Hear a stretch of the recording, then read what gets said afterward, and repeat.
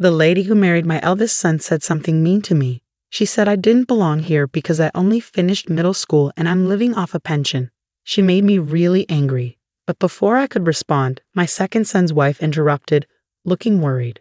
She said something about a story. My eldest son's wife used to make fun of me, but now she's in a tough spot herself. My name's Sally, and I'm 62 years old. I've lived a simple life since finishing middle school. I worked hard to raise my kids after my husband died 5 years ago. I've managed to stay healthy with support from others. I'm still doing some work my husband used to do, and though there are some issues, overall, I'm content. But something's been bothering me. Hey there, I've got a delivery for you, I say to the delivery person at my door. They handed me a single-sealed envelope and a beautiful bouquet of flowers.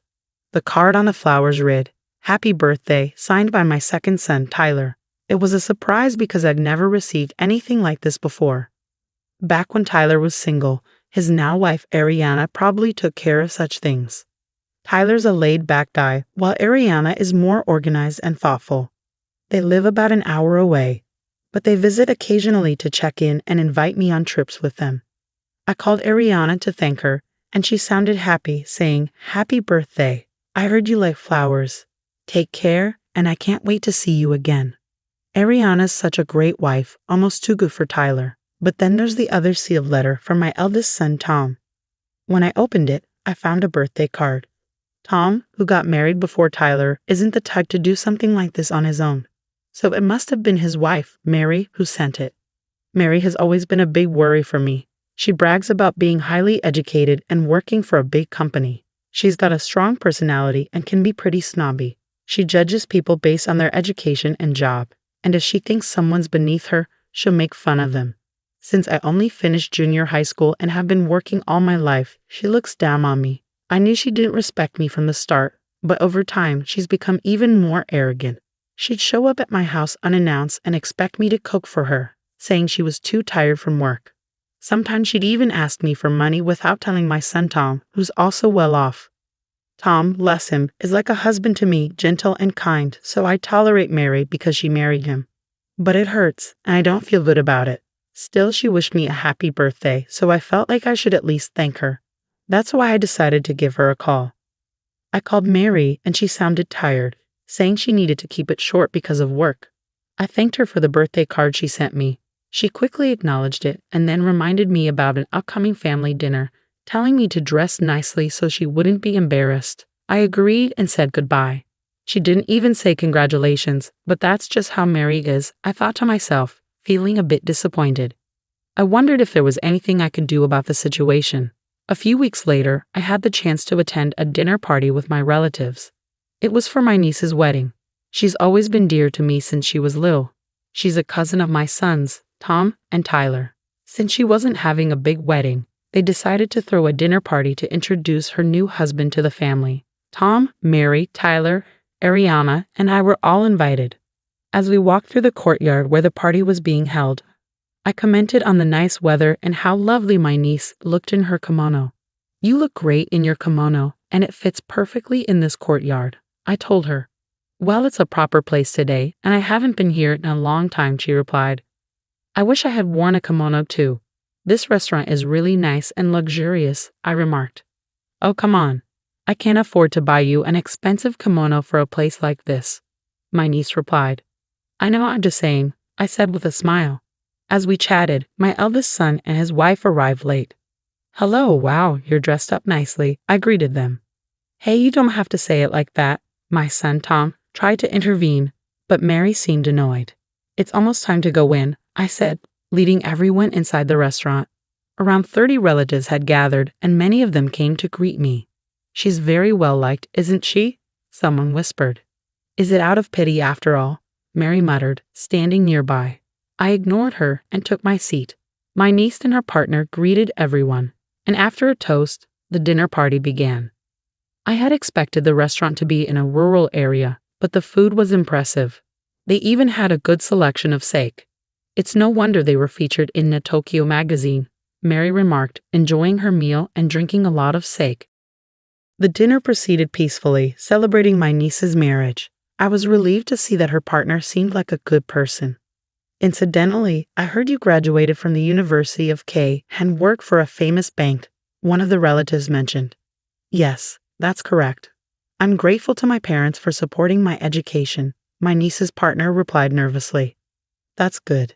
Key University, huh? Well, I graduated from W University myself. I'm a CEO at a big company, Mary chimed in, even though nobody asked. She seemed eager to show off her education and job. Tom tried to stop her, but Mary kept going. In today's world, your education really matters, don't you think? No, I don't agree. There are plenty of respectable people regardless of their education, my niece's partner replied firmly. But Mary didn't stop. I believe those who went to K University would understand that there are things only educated people can grasp. People without education are, let's say, at a lower level, right, Sally? She suddenly turned to me, but I already knew where this was going. I'm not sure, Mary. Maybe you've had a bit too much to drink. Why don't you step outside for some fresh air?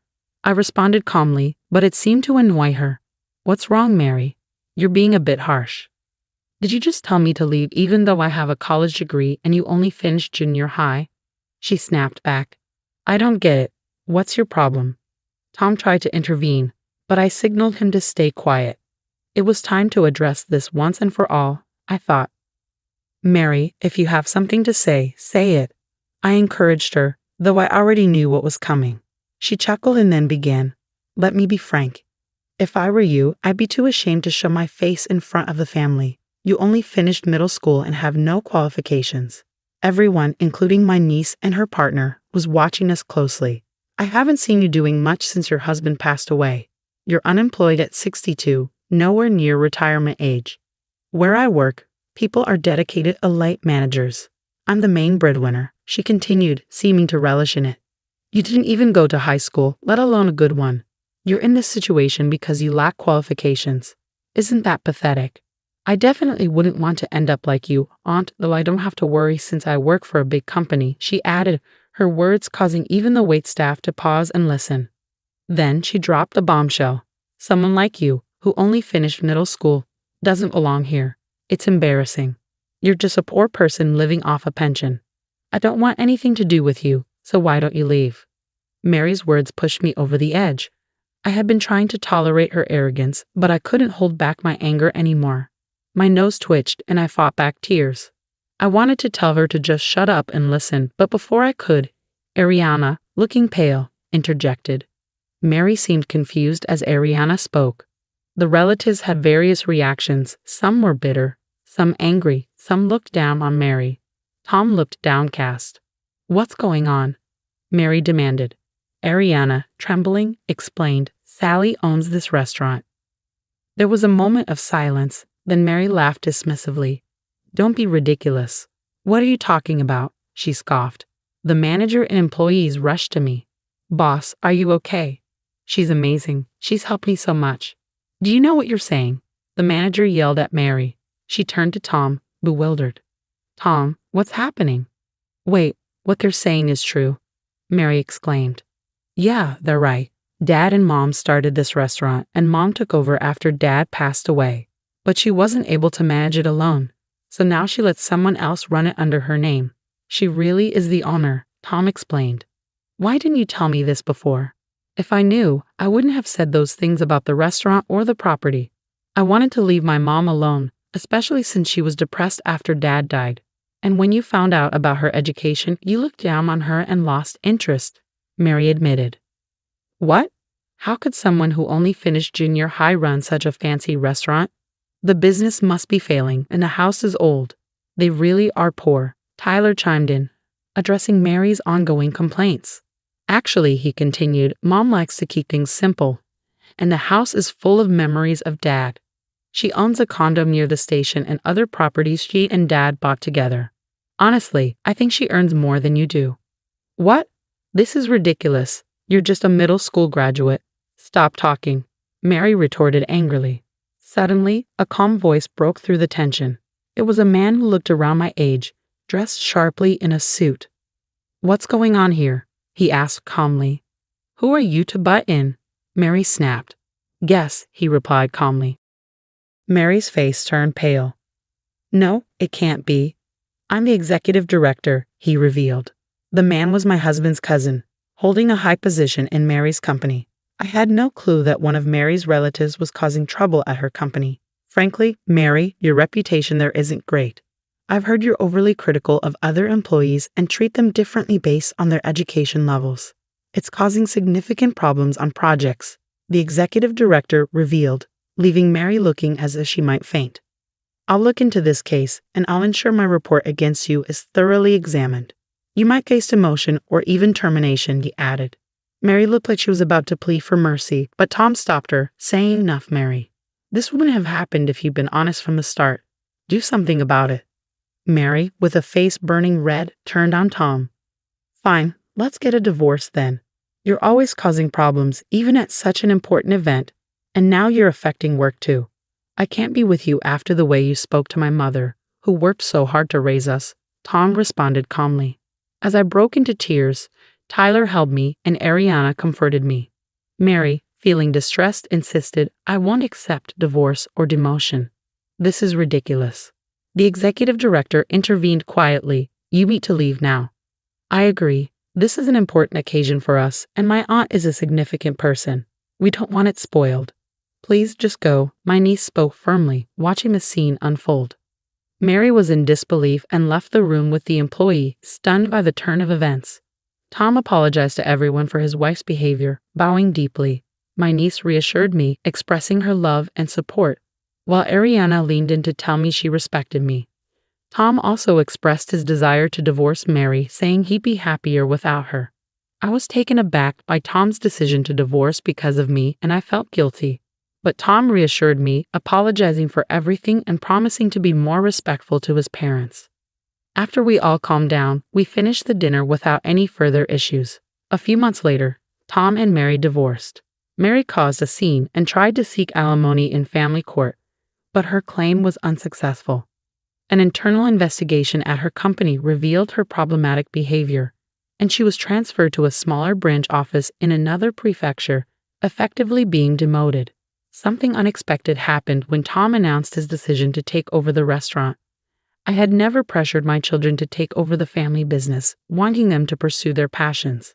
But deep down, I felt a bit sad at the thought of letting go of the special place my husband and I had built together. Tom approached me with a serious expression, saying, Mom, that restaurant is filled with dads and your love and passion. I initially hesitated to take over because I didn't think I could handle it, so I worked for a restaurant chain instead. But seeing how much your employees love and respect you, I knew I wanted to protect the legacy you and Dad created. I thanked Tom warmly and reminded him that he had much to learn and study. I promised to guide and teach him well as he took on this new role. Tom began working with me at the restaurant, and I found myself busy once again, training him. A year later, on my 63rd birthday, as Tom and I waited outside our house, Tyler's car pulled up. Ariana stepped out, her voice full of joy as she wished me a happy birthday. Tyler gently lifted their baby from the car seat, joining in the celebration. Welcome, all three of you. Now, with the addition of the little one, our family feels complete. I greeted them warmly, finally getting to experience the joy of being a grandmother to my precious grandchildren. It's time for me to fully commit to running the restaurant, and I look forward to serving delicious food for my nephew's celebrations, Tom declared, his eyes shining with determination after his diligent training. As we celebrate today, I secretly wish for Tom to find someone special now that he's a fully fledged chef. I added, hoping for his happiness and success in both his personal and professional life.